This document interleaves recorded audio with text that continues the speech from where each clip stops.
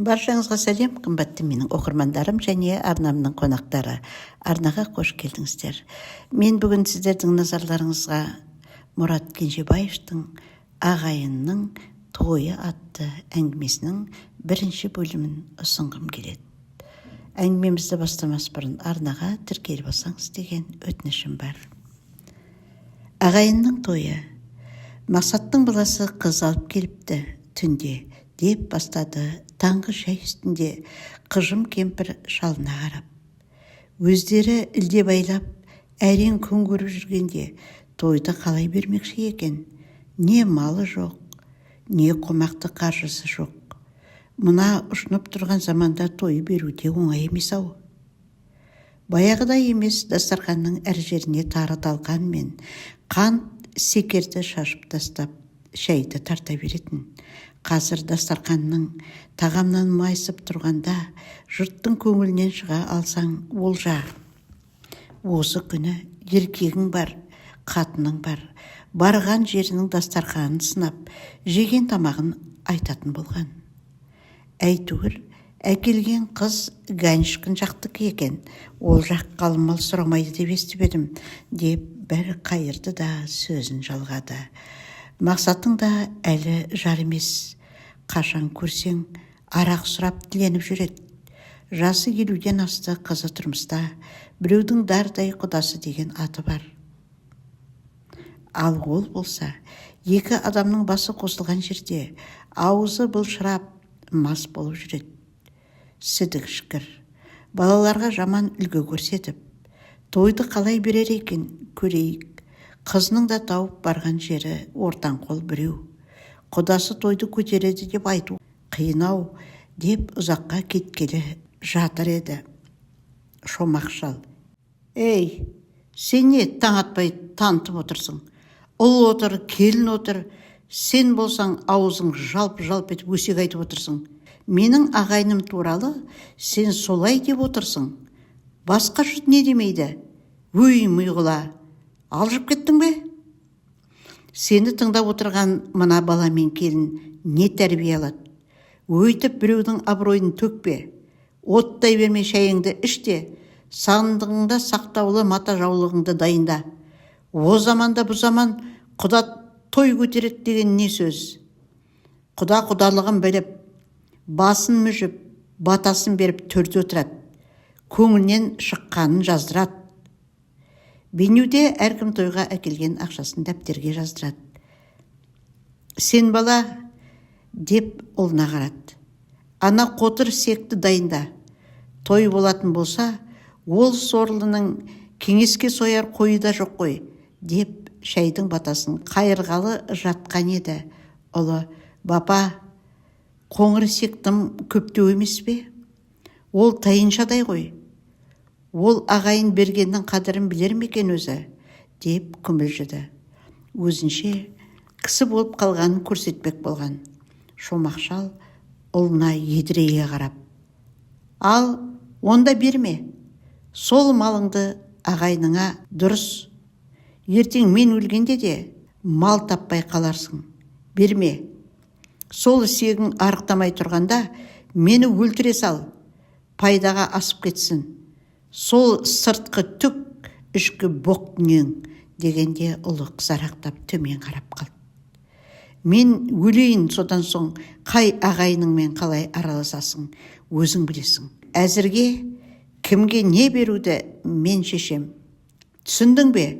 Ей, боқ мұрын, деп ұлына қарап еді.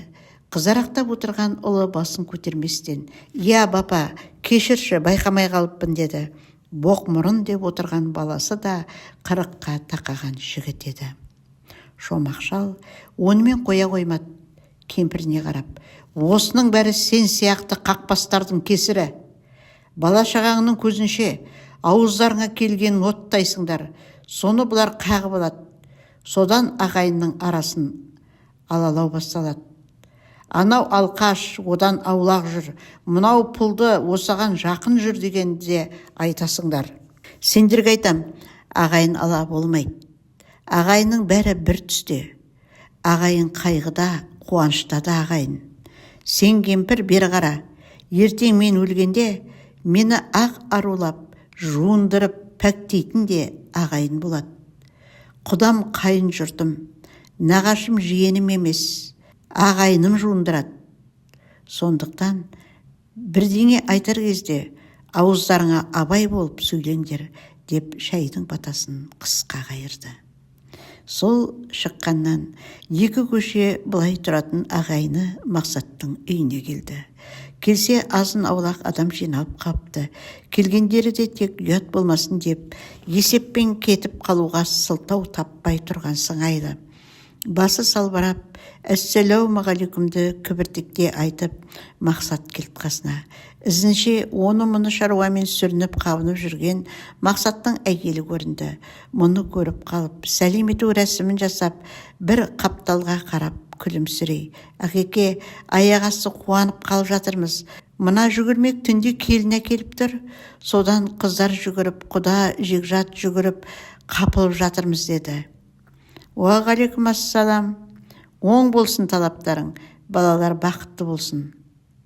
Келін айналайын, бақытты бол, өркенің өссін, ұзағынан сүйсіндірсін. Келген бала құтты келін болғай», деп бастырмалатып барып сөзін үзді. Мақсаттың әйелі: «Әумин аға, айтқаныңыз келсін» деп жылыстап кетті. Шомақ ақсақал Мақсатқа: «Ал не айтасың? Не істемексің? Той қалада болады. Мына ағайын не дейді?» деп сынай қарады. Ағайындар әлі келіп үлгеріп жатқан жоқ. Түнде әйел мен қыздардың айтқаны тойханаға меню дейме сондайын бермек. Беташарында сондай берсе, бір құтылады екенбіз. Сол дұрыс болатын шығар. Оның үстіне Ганюшкинді құдалар тойға түсеміз депті. Ол жақта құдалық, қалың мал, кит дегенді көп қолай көрмейді екен. Неше адам болса тойға келеді екен, деп шашыраңқы сөзбен үзіп жылып айтты. Дұрыс, не болса да балаңның саған қарағанда басы жасайды екен. Әйтеуір қалың мал жағынан жеңілдеткен екен. Енді мен тыңда. Біріншіден сен арақ дегенді аузыңа алушы болма. Ең болмаса мына тойыңды абыроймен атқарып, келген жаңа құдаларды риза қылып аттандырайық. Тойханада бет ашады дегенді айтпа. Әке-шешеңнің аруағы бар. Келінің бетін үйде аш. Мал сойып қан шығар. Кеңес жасаймыз. Ақшаңды білмеймін. Кеңеске сояр малды қазір біздің бала алып келеді. Келінің аяғының астына төсейтін ақ теріні де табармыз. Дастарханыңа қоятын тағамға ақшаны ағайын бүгіннен бастап әкеледі. Өзім тапсырып қоямын» деп андай жерде төбе көрсетуге келген 4-5 ағайынды шақырды. «Әссәләумағалейкум» салып оларды қасына үйіріле қалды. «Амансыңдар ма? Үй іші бала шағаларың аман ба? Той құтты болсын баршамызға да. Немене, ана жерде қашатын киік құсап едірейіп тұрсыңдар? Төбе көрсеттік болды деп сызып кетейін деп тұрсыңдар ғой, солай ма? Мақсатың емес, байшы кестеу, бастық сымақ біреу болғанда бәрің басқаша жасайсыңдар ғой, солай ма?» деп қатқылдау үн қатты. Қасында тұрғандар әр жерден: «Ой Шомеке, о не дегенің? Қой, жоқ, олай емес. Сіз арқайын Мәкенмен сөйлесіп алсын дедік» деп жамырай жөнелді. «Жә, болды. Бөрідей шуламай тұра тұрыңдар. Айтпасаңдар да сынайларыңды сезіп тұрмын. Енді былай болсын. Сағат 2-ге осы үйде кеңес болады. Соған бейнеудегі ағайын түгел келетін болсын. Телефонмен хабарлаңдар. Ағайын жаздыратын ақшасын бүгін әкелсін. Бұлар да бар қаржысының жобасын біліп отырсын. Соған қарай тойдың шама шарқын шақтар. Сосын мына жерге көліктеріңді қойыңдар. Анау-мынау шаруаға көлік керек. Келіні барлар келіндеріңді, болмаса әйелдеріңді осында қызметке келесіңдер. Алқаш болсын, басқа болсын, абырой да жаманат та ағайынға келеді. Сондықтан Мақсат арақ шет екен деп бір шетте әйтеуір келдімге салу болмасын. Бар ағайынға жеткізіңдер осы сөзімді. Мен айтып жатыр деңдер. Тойды қалай өткіземіз, қашан өткіземіз, оны кеңесте шешеміз. Үйіңде ақ-тоқты малы барың, бірден айтып әкеле беріңдер. Қазір үйде бос жатқан балаларыңды осында жеткізіп, кеңестің малын сойыңдар да қазанын жүргізіп жіберіңдер. Бұл мақсат менің де тумам емес, ағайындығы дәл сендердей. Бірақ осы тұрғандарың бір мерекемде мақсат қазанымды қайнатпады дейтінің бар ма? Жоқ. Бұл сорлы арақ ішсе де, кез келген ағайынның мерекесінде ала таңнан қызмет жасап жүреді. Соңында өздерің арақ беріп мас қыласыңдар. Сөйте тұра оны алқаш көріп, бойларыңды сырт ұстағыларың келеді. Ағайынның кез келген мерекесінің бас қасапшысы кім? Осы мақсат. Араларыңда қой соя алмайтын, союға жеркенетіндерің бары да рас.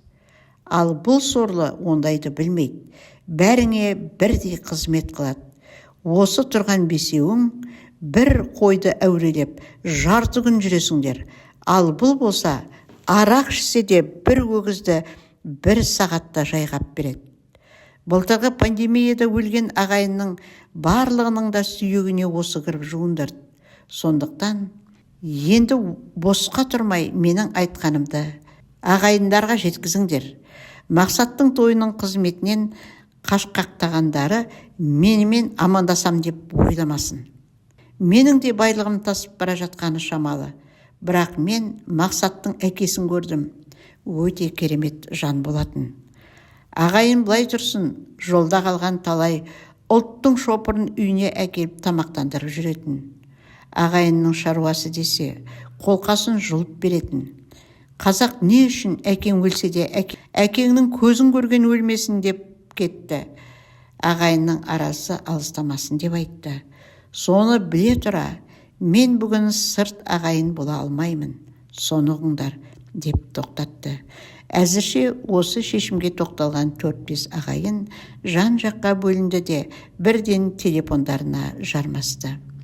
Шомақ іштен шыққан құдалармен амандасып, хал ахуал сұрасып тұрғанда, Мақсаттың әйелі шығып, «Ағеке, шай бар іште, жаңалап демдеп қойды. Құдаларды ертіп ішке кіріп, шай ішіңіздер» деп ізет білдірді. «Рахмет қарағым, бұйырған шай қашпас. Шаруаларды бір ыңғай қылайық, сосын да үлгереміз. Маған алаң болма, жұмысыңды істей бер» деп ризашылығын берді де Мақсаттың ауласын аралай бастады. Күз деген аты болмаса, қазан айының ортасы болса да, табиғат тамылжып, жанға жайлы болып тұр. Жалпы биыл көктемде жаңбыр көп болды ма, әлде шынымен Байқоңырдан Орыстың ракетасы ұшпағаннан ба, шаңды дауыл сирексіді. Мақсаттың ауласында қаз қатар ретімен егілген жеміс ағаштары әдемі болып көрінеді екен. Суға қанық па, әлде табиғаттан ба, жапырақтар көңін жоғалтпапты. Алқаш десек те, қолы шебер-ау жарты мидың деп езуіне келіп қалған ризалық күлкіні жинап алды. Осы кезде жас та болса, ағайының ұйтқысы болып жүрген Қанағатта жетті. Қанағат 50-ден асқан кәсіпкер пысық жігіт. Жоқтан бар жасап, өзін өзі жасаған жігіттердің біреуі. Соңғы кезде ағайының той мерекесін үйіріп алып кетіп жүр. Сол Қанағат келді де, «Әссәлаумағалейкум аға, күйлі қуатты барсың ба, жақсысың ба аға» деп жарқылдай амандасты. Қанағатжан келдің бе? Шүкір, аманшылық. 80-ге жасымыз келген соң, ештеңеге көңіліміз толмай, бір нәрсе айтқан боламыз. Онымен ұрысқанда естілеме білмеймін. Біреулер жаман көзбен қарайды деп кеңкілдей күлді. «Ой, аға, 80-ге келсең де, әлде бір-екі кемпірді қартайтар жағдайың бар ғой. Ал аға, ағайының тойы құтты болсын. Басын бастапта жіберді деп естідім. Нәтижесі де көріне бастады әне» деп аулаға әзілдесіп жағаласып кіре жатқан жас үйленген бір-екі жұпты көрсетті. Бұлар жаңағы 4-5 ағайынның тапсыруымен келіп жатқан бала келіндер еді. Келіндер жағы жарасымды қазақы нақышпен киінсе де, қызметке жүгіріп тұруларына кедергі болмастай киімдерін кие келген екен. Жас жігіттер жағы «Әссәлаумағалейкум ата, әссәлаумағалейкум аға» деп, бұл екеуіне жамырай амандасып, соңындағылары келіндер сәлемдерін салып, ішке қарай өтіп кетті. «Уағалейкум әссәлам, амансыңдар ма? Ал тойларың оңынан болсын балаларым. Той сендердікі. Ағайынға аянбай қызмет қыл. Соңында тойханада билеп көңіл көтересіңдер. Дұрыс. Қызметке сай мына үкіметтің киімін киіп келгендеріңде дұрыс болған. Малдың алды келе бастаса соған қараңдар. Қазан ошақ құратын, үлкен темір ағаш үй орнататын жерді дайындай беріңдер. Рахмет балаларым деп, оларға рұқсатын беріп, болғанда бағанағы телефонмен жағаласып тұрған қанағат сөзім бастады. Аға, міне келсіп те қойдым. Тойға тігетін үлкен үйді, өзіміздің қазан табақтарды ошақ титанымен қазір әкелет. 140 мыңға бір жерде өгізше бар екен. Сол тойға союға жарайтын семіз екен. Иесі 160 мың деп отырған жерінен түсіртіп отырмын. Ертең таңертең жігіттер алып келеді. Қазір ағайын жиналса түскен ақшадан жартылай болса да төлемесек айырылып қаламыз деп бір тоқтады. Қанағат, қалған шаруаны өзің реттей берерсің. Істің жөнін білесің ғой. Бастысы ағайын түгел жиналсын. Абырой бәрімізге ортақ деп нығыздан қырап айтты. Иә аға, оған сөз бар ма? Реттеріміз ысқыртып жұмсап, шыңғыртып боқтап жұмсаймыз ғой. Аға, былай ғой, таза құдалар тойға түсуге келеді дейді. Оларды Мәкеңнің өз үйіне түсірген ұят болар. Қонақ күтетін үйді дайындайын ба? Сонау Ганюшкиннен келген құдаларды палаткеден жасалған ағаш үйге қондырғанымыз жараспас. Қарбаласып жатқан мына жерде оңашалау күтсе қайтеді. Мына әрі ағайын, әрі көшісі Нәсіпбайдың үйін қолай көріп отырмын. Үйі деген жинақы, таза салынған, бір жағынан той болып жатқан үйге жақын, сол жағын Нәсіпбайға ептеп айтып көріп едім, қарсы болмады. Қарсы болмақ былай тұрсын, қонағасы малды өзім шығарам деп отыр. Осынымыз қалай аға деп сұрады. Дұрыс, ондай болса кәне, қабымыз да сабымыз да өзімізден болар еді. Нәсіпбайды немен жібіттің? Сөзді әптен пісірдің бе? Ертең пәлен пәштуан деп тұрмасын. Ана бір кетіп қалған келінін сен әкеліп берді деп естіп едім. Онысы қалай болды? Деп шомақ шал Қанағатқа бажайлап қарады. Иә, бала мен келін ұрсып қалған ғой. Бала еркектікке салып шапалақпен тартып жіберген. Оны естіген келіннің шешесі құдағи аузынан ақ ит кіріп, көк ит шығып келіп, келінді алып кеткен екен.